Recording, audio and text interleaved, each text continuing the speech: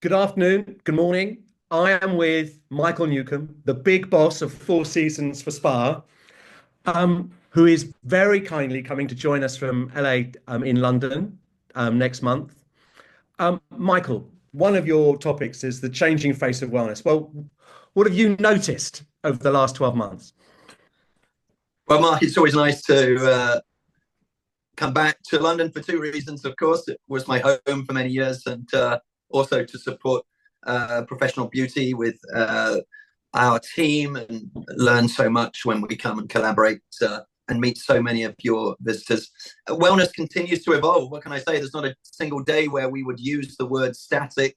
We are in the wellness at the right time. It's morphing, I believe, from the separate entity of wellness to just be indoctrinated into everyone's life. It's not a separate being, it's an aspiration we all have.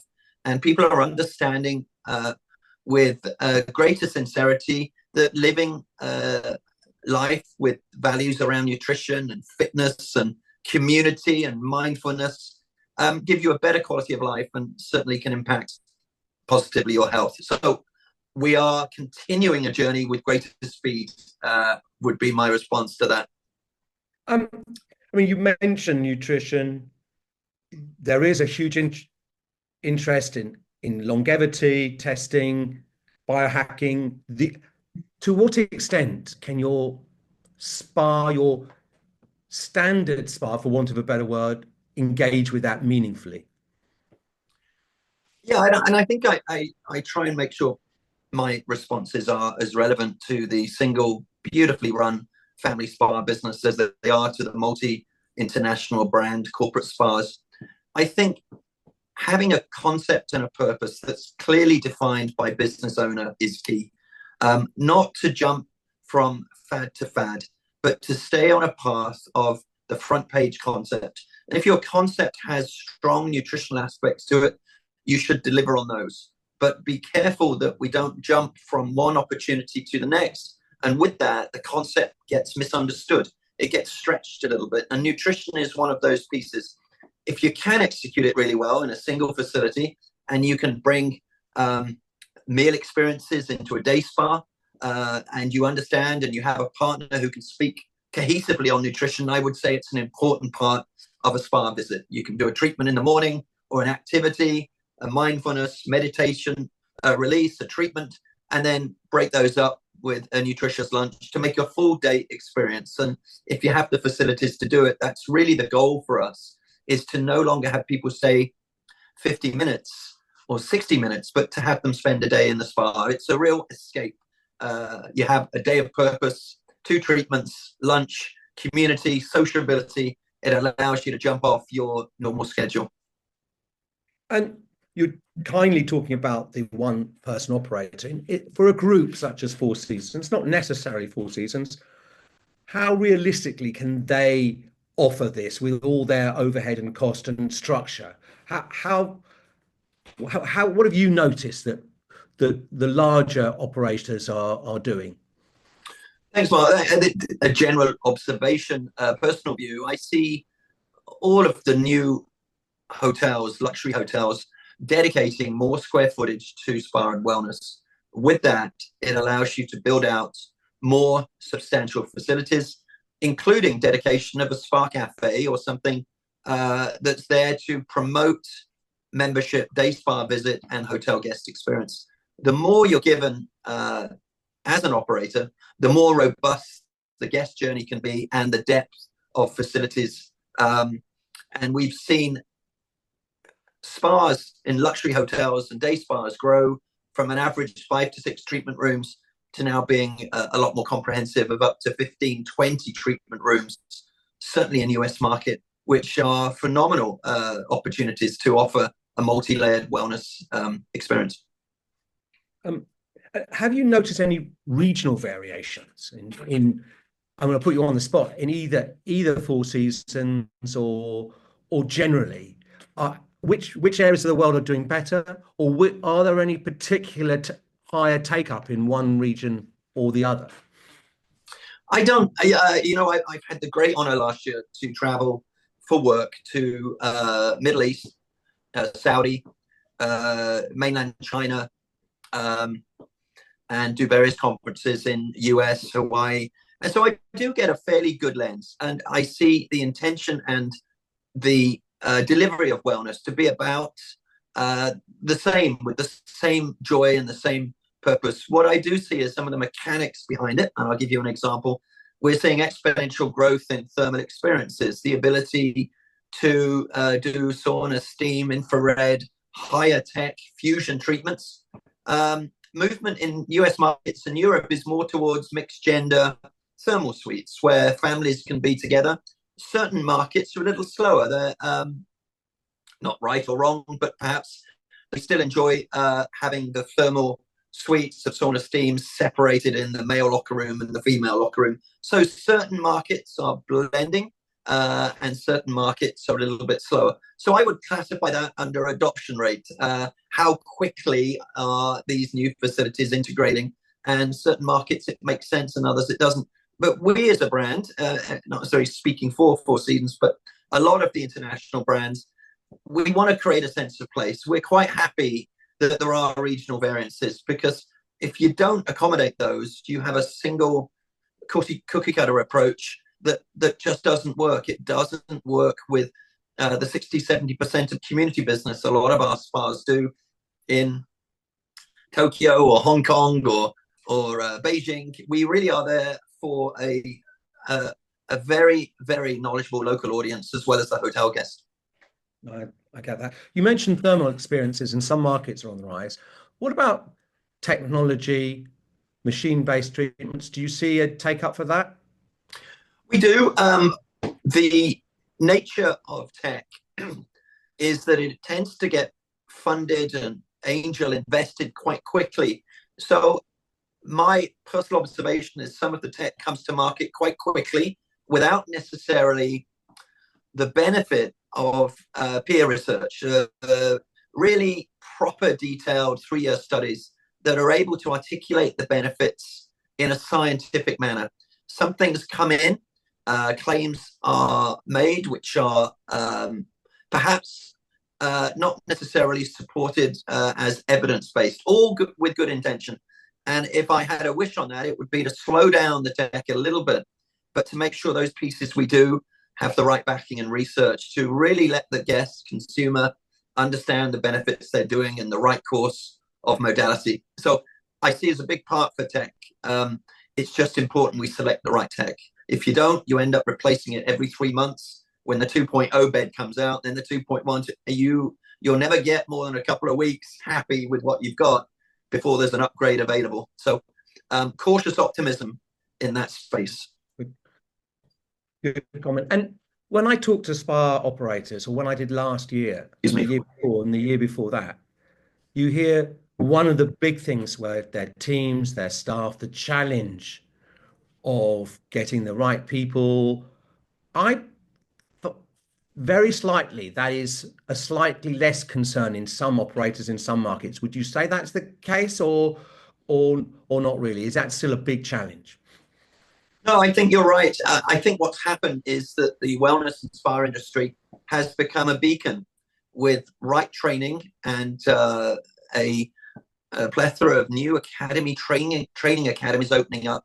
It's given people with passion for spa and mindfulness the chance to jump across, perhaps from their tech or legal or digital world, and take on a new career that they've maybe always thought about. So I'm seeing a number of transplant careers of people coming into spa and wellness, training as technicians, saying, I've always wanted to do this, but I didn't see the opportunity. I think the industry is doing a better job at making sure training is more readily available.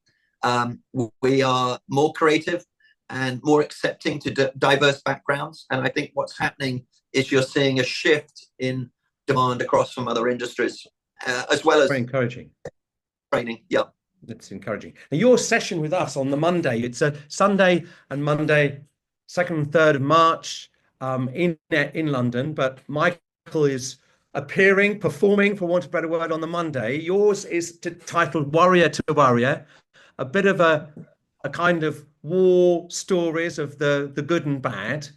Actually, actually the other way around. I hope I'm going to say warrior to warrior, but Yeah, listen, now you guys have challenged me over the last couple of years, and I would say your speaker list this year, I'm humbled to see some of the names. So what I've tried to do is disrupt the way I normally speak, have a reflection on my journey, some of the opportunities, some of the challenges, and also put that into the lens that small business owners, spa brands may it may just switch on a light bulb or dim one, or and I'm going to go through that journey of confidence in business in a commercial sense about how you pick up the skill sets, what opportunities when doors are slightly open, which ones to step through and which ones to close through my own observations. And that's not necessarily for everybody, but I will do it as I try to, always from the heart, and speak in an open and honest style. Well, okay, so you were vice president of global spa operations for many years. You are now vice president wellness, but before that, and you were general manager at one of the top properties in of Four Seasons at Los Angeles Beverly Hills. But of course, you were running their main properties in the UK. So, what would you advise that spa manager, spa director, on how he or she can deal with their GM? So you were the GM. And how do I deal with somebody like you when you're boss of Beverly Hills or UK? Well, listen, I'm going to talk about the knowledge base of GMs in general. The GM is the catch-all leadership position on property. Very complicated job, and I take my hat off to what they do. They are there from the guest to every employee. They create an environment where people flourish. Traditionally, GMs are built on the pillars. The way the industry used to lean was to develop food and beverage and rooms as the key learning blocks for a GM. That's changing. Brands, individuals, hotel schools are teaching the value of spa as that emerging pillar to ensure that the knowledge of a GM when they get there from student understands that there's really three principal pillars. And I'm not including the marketing and the commercial skills. I'm saying the spas now and wellness facilities are an integral, large part of a hotel. So to answer your question, the education is there. You're getting a lot more knowledge from a GM. The spa used to be a mystery land going back a few years where they wouldn't quite know which buttons to push to produce a performance, either financially or culturally or from a product perspective. That's changing. So I think the new generation, the biggest spas, that leadership is very well heard on property. It's no longer this separate mystery, smaller product. I think you've moved spa and wellness from peripheral into the center of a business operation. No, and to what extent do you feel that the sector, that hotels fully appreciate the added value that spas generate in terms of either F&B sales or room night sales or upgrades? Again, an industry observation, not necessarily speaking for my company. The reasons to visit a certain location pop up on the website when you're going away with family for a staycation. You're looking at one hotel, you're looking at the next. The number of reasons that you would pick a certain property could be destination, location, travel time, amenities, and one of the key click-throughs that we see is the time and number of clicks our spa and wellness offerings have. If they're well put together, well presented on the brands or the spa's website, we know it drives traffic. What it is difficult to do is to identify exactly the reason that guests visit, because sometimes they visit for multiple reasons. But we do know spa and wellness is very much in there in the top 2 or top 3 reasons a certain resort or destination is selected above a competitor. So it's a critical part of guest choice and guest thinking. So, Michael, we're running out of time, and I'm going to ask you 2 questions before, and one is unashamedly, why should people get off their backsides and come to London on the 2nd and 3rd of March? And secondly, what if you could wind back the clock? I'll let you think about this one. If you could wind back the clock, what would you do differently? But you very kind. You're bringing your whole team to London, which we're incredibly proud of. So thank you for that. But why should people come to the convention?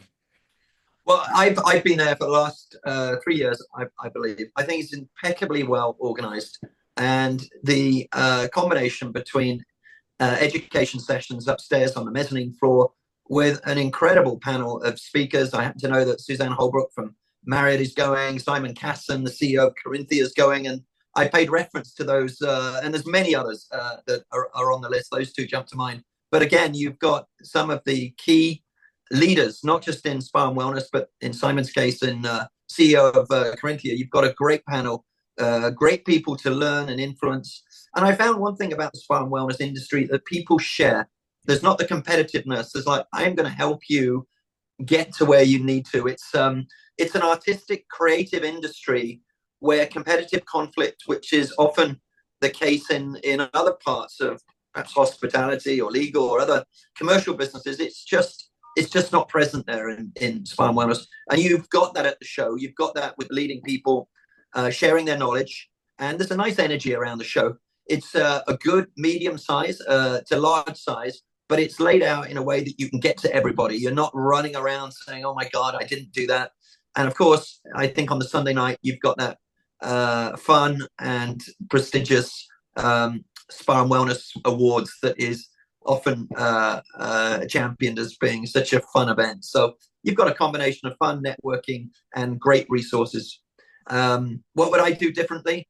Well, before we answer that, what I would say is that people who haven't been, and I think we try and ask our speakers to engage, and without again saying thank you to you, Michael, doesn't matter if I'm a senior spa therapist or a fellow GM or a senior director or an up and coming manager, you do, and most of your other fellow speakers engage, and that's what's really good, that I can be whichever part of the journey I am, and I can ask that question, connect either publicly, or I can not tap you on the shoulder and people do engage. And I think it's a very powerful reason to come.